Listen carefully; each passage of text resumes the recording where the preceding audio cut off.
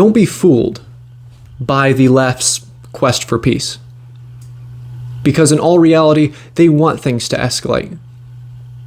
Because if things continue to escalate, then they feel justified in implementing mob rule.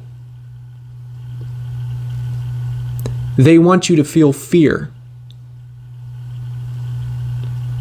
that the destruction caused by BLM is looming over your entire life and looming over every decision that you make and looming over every trial that they feel free to get involved in.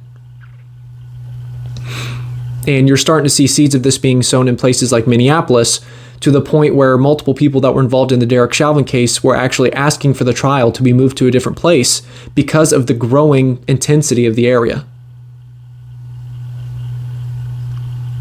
And on top of all this, you have people like Maxine Waters, who is a Democratic representative from California, who came out and basically commanded rioters to, quote, stay in the streets and get more confrontational if Derek Chauvin is acquitted.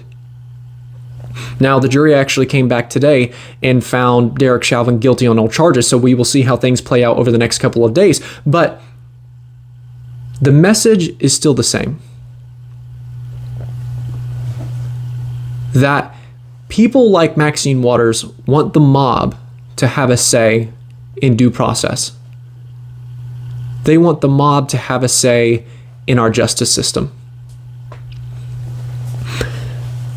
Now, if you remember, this was the exact same premise of Trump's impeachment trial earlier this year, because people were accusing him of inciting violence at Capitol Hill.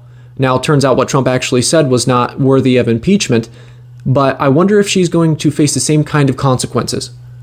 I wonder if she's going to get the same kind of pushback. Probably not. I doubt that she will face the same kind of repercussions that Trump faced with an impeachment trial, an attempt to remove him from office. But it begs the question, what kind of America is people like Maxine Waters envisioning? What is the next step here? What does get more confrontational actually mean? More confrontational than the BLM riots that have cost the lives of dozens of people? More confrontational than the riots that have looted or destroyed millions of dollars worth of property? What is the next step?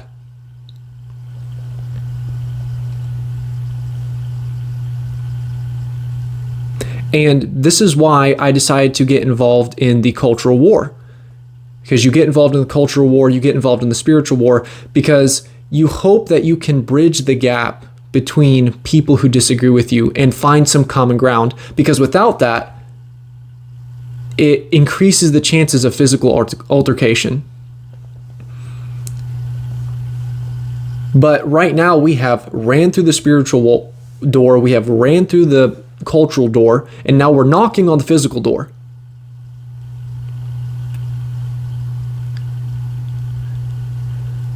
You know, and I felt this way for off and on for a while now, that there is some kind of altercation brewing underneath all of this. There is a dangerous physical altercation that is hiding underneath all of the things that we have seen over the last couple of years.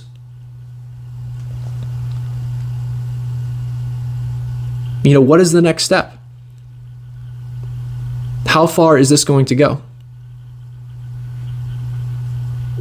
To have the destruction of BLM, the imminent destruction of BLM, looming over every aspect of your life.